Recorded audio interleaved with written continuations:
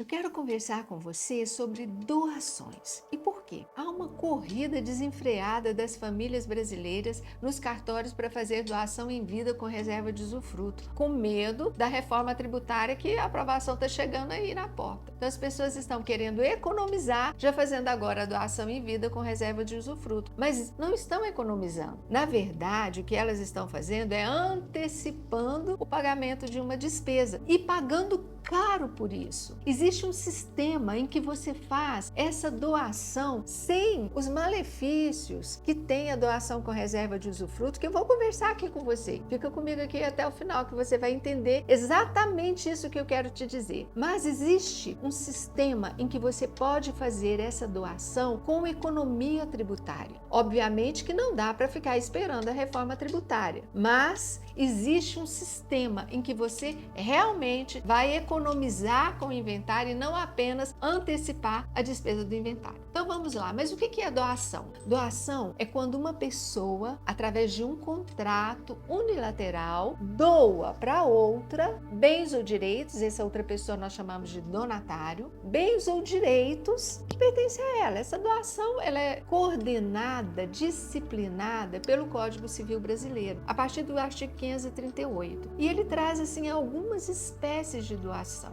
O primeiro tipo de doação é a doação pura, doação simples, em que o doador doa para o donatário um bem, não tem nenhuma contraprestação desse donatário. Essa doação ela precisa ser feita, obviamente, através de um contrato, e eu te sugiro que consulte seu advogado para fazer um contrato bem feito, porque todo tipo de doação pode ser passível de anulação. Então você tem que se precaver em relação a isso. Temos também a doação onerosa. O que é doação onerosa? É que o donatário ele vai ter uma contraprestação. Por exemplo, você pode decidir doar um terreno que você tem para uma pessoa para ela construir ali uma escola. E você estipula no contrato o prazo para ela construir essa escola. Um ano. Então, qual é a contraprestação dela? Ela recebe o bem imóvel, mas ela vai ter que construir uma escola. Se ela não constrói essa escola, o que vai acontecer? E, novamente, o Código Civil prevê algumas questões que você pode fazer, algumas situações, providências que você pode tomar. Uma delas, se você estipulou lá no contrato, se naquele prazo ela não construiu, ela vai ter que te pagar alguma coisa, vai ter alguma multa, ou simplesmente a reversão do bem, o imóvel volta para o seu domínio, né, para o seu patrimônio. Então, tudo isso estipulado ali, tá? No contrato. Você pode prorrogar um tempo, tudo isso em cláusulas pensadas para essa situação. Existe também doação entre pais e filhos, e o que nós estamos vendo aqui, né? Mas obviamente que essas doações, elas precisam observar o que nós chamamos de legítima. O que é legítima? É aquilo que vai, por lei, para os seus herdeiros necessários, que são os filhos, os pais. Então, se você faz uma doação que vai atingir essa legítima, ela é passível tranquilamente de anulação, ou seja, ela já é nula de pleno direito. E o que você pode doar? 50% do seu patrimônio disponível. 50% do seu patrimônio você pode doar para quem você quiser. E essa doação, como eu te falei, ela precisa observar a legítima. Temos também doações entre cônjuges. A doação entre o cônjuge, ela pode ser feita, mais uma vez, da parte disponível, não pode adentrar na legítima e vai depender de algumas questões relativas ao regime de casamento. É bom ressaltar as doações feitas à terceira pessoa, num relacionamento extraconjugal, elas são anuláveis, viu? Elas podem ser anuladas judicialmente. E agora, a doação com reserva de usufruto, que está sendo assim,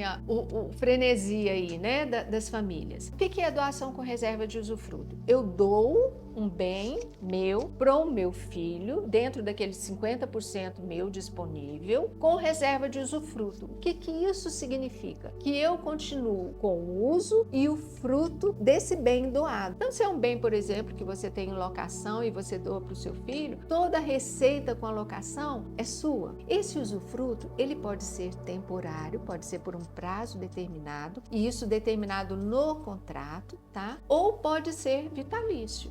enquanto você vida tiver. Você vai usufruir dos frutos desse bem doado. E como eu te disse, lembra que eu falei para você no início? Na doação com reserva de usufruto, você está apenas antecipando uma despesa que seria lá do inventário, mas que existe um sistema muito melhor para você fazer isso, que é o sistema de planejamento patrimonial da família. Veja só, há riscos para o doador com reserva de usufruto. Por quê? Ele perde total controle sobre o seu bem. Imagine que você doou um bem imóvel para o seu filho. Daqui a uns anos, esse filho vem a se casar. E acontece alguma situação que você precisa dispor desse bem. Seja porque você precisa vender para alguma situação, cobrir alguma emergência. A gente não sabe o dia de amanhã. Hoje está tudo bem, mas e amanhã? Como será? Às vezes alguma doença grave em família ou uma outra situação benéfica. Surgiu um excelente negócio, extremamente vantajoso para você permutar esse bem. Você não vai poder fazê-lo se não tiver autorização do seu filho. E se o filho for casado, se não tiver autorização da sua nora ou do seu genro. Agora você imagina uma situação, e que ela é comum, viu? Mais comum do que você imagina. Esse filho que recebeu esse bem em doação está num processo de divórcio. Aí, bem, você está lascado. Porque a nora ou o genro não vai dar autorização, não.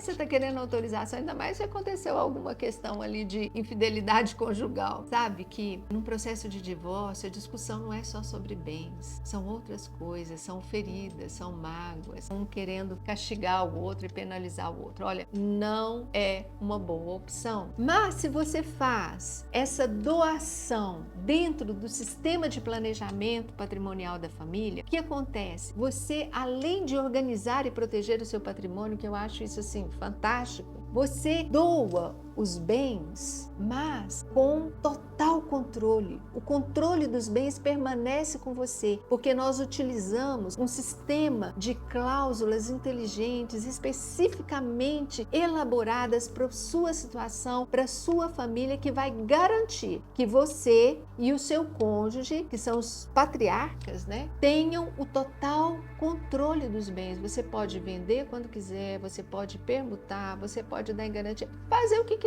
A sua vida continua a mesma e outra, com enorme economia tributária. Porque quando você faz a doação com reserva de usufruto, a base de cálculo e a alíquota são em cima do valor de mercado. Dentro desse planejamento patrimonial, não. A base de cálculo é menor, consequentemente a alíquota também. Então há uma grande economia tributária. E como que se faz isso? Como é que você faz para fazer um planejamento patrimonial da sua família? O primeiro passo é uma sessão de viabilidade. Eu digo que essa sessão de viabilidade é o passo mais importante que você vai dar, porque ali é o momento de você ser ouvido. É onde você vai trazer qual é a realidade da sua família, os relacionamentos, se há um segundo casamento, se há filhos fora do casamento, toda a sua realidade, a realidade da sua família é trazida ali. E também a sua realidade patrimonial. E nós vamos ali analisar a viabilidade desse sistema de planejamento patrimonial para você. Depois, o próximo passo é um croquis estrutural, onde nós apresentamos para você todas as possibilidades de planejamento patrimonial que são adequadas à sua realidade. E você vai fazer a escolha daquele que faz melhor sentido para você, que você se sinta mais confortável. E o terceiro passo é efetivar realmente o seu planejamento patrimonial através de uma holding familiar. Se você tem o desejo, tem o interesse de saber mais sobre esse assunto, coloque aqui nos comentários e eu vou responder você pessoalmente. Quer saber mais sobre isso? Vai lá no link da bio que tem muita coisa boa para você, para te orientar e te ajudar a fazer verdadeira economia e proteger o seu patrimônio.